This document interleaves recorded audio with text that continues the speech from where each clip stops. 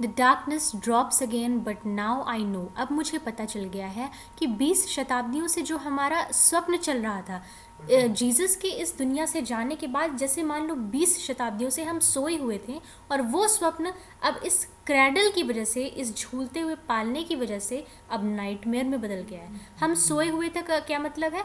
हम पाप कर्मों में लगे हुए थे, हम अंधकार में, अज्ञान के अंधकार में खोए हुए थे। पर वो अंधकार अब दूर कैसे हो गया है और हम नाइटमेयर में बदलने का मतलब क्या है?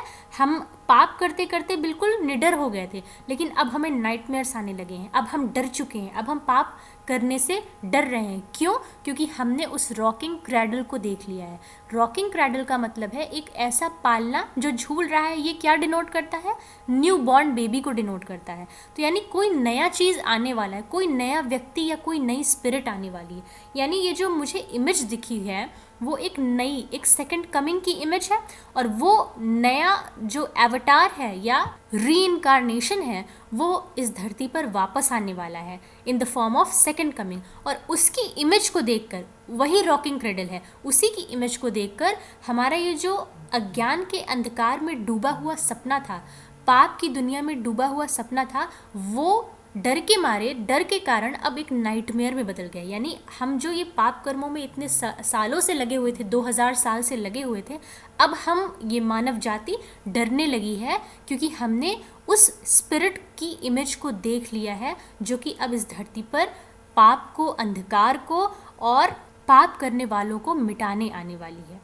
The vision from Spiritus Mundi ends as darkness drops again. So here his dream ends, but it has left him with a strong prophetic impression. He knows something that he didn't know before. 20th century is the amount of time that has been passed since the first coming of the Christ. So since then, the whole human society has been asleep for almost 2000 years, and now the Spiritus Mundi's image is kind of awakening them.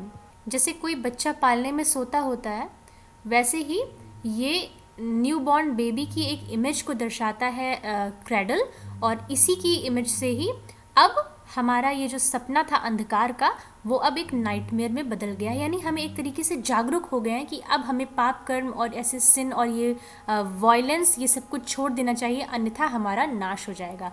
Cradle denotes something that is newly born.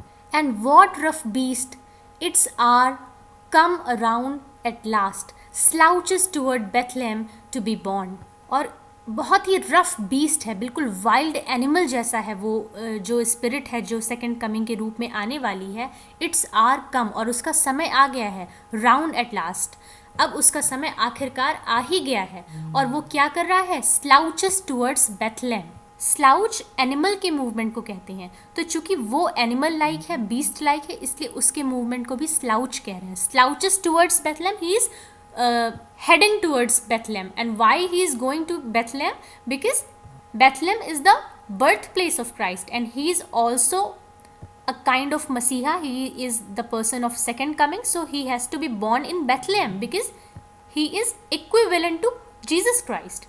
So slouching means animal like movement to present him as a pitiless creature because he has the head of a human. चूँकि human बिल्कुल pitiless हो गए हैं, violent हो गए हैं, तो इसी वजह से ह्यूमन का हेड चूँकि उसके अंदर भी है, उसके पास भी है, इस वजह से वो भी पिटीलेस है, और इसी वजह से वो एकदम एनिमल लाइक होके, पिटीलेस होके स्लाउच कर रहा है बेथलेहम की तरह, क्योंकि वहाँ पर वो फिर से पैदा होंगे और फिर से दुनिया का उद्धार करने के लिए, लेकिन इस बार लोगों को काइंडनेस नहीं सिखाएंगे, वो दुनिया का सर्वनाश कर देंगे। फिर लास्ट में ये जो पोएम है, it ends with a question. ये बिल्कुल एक एक्सप्रेशन है, एक रिप्रेजेंटेशन है ऑफ मॉडर्न पोइट्री, क्योंकि मॉडर्न पोइट्री भी अंत में हमेशा एक हमें क्वेश्चन के साथ छोड़ जाती है, एक हमें डाउट के साथ छोड़ जाती है। जैसे कि हमने देखा था ब्लिस शॉर्ट स्टोरी में कि अंत में जो वो बर्था यंग रहती है, बिल्कुल एक क्वेश्चन और डाउट के साथ अंत में छोड़ दी जाती है। चूँकि मॉडर्न राइटिंग की ही ये एक विशेषता है, तो इसी तरीके से चूँकि ये पोएम भी मॉडर्न राइटिंग को डिनोट करती है, रिप्रेजेंट करती है, इसलिए ये भी अंत में क्वेश्चन से समाप्त होती है। So this is all about the poem.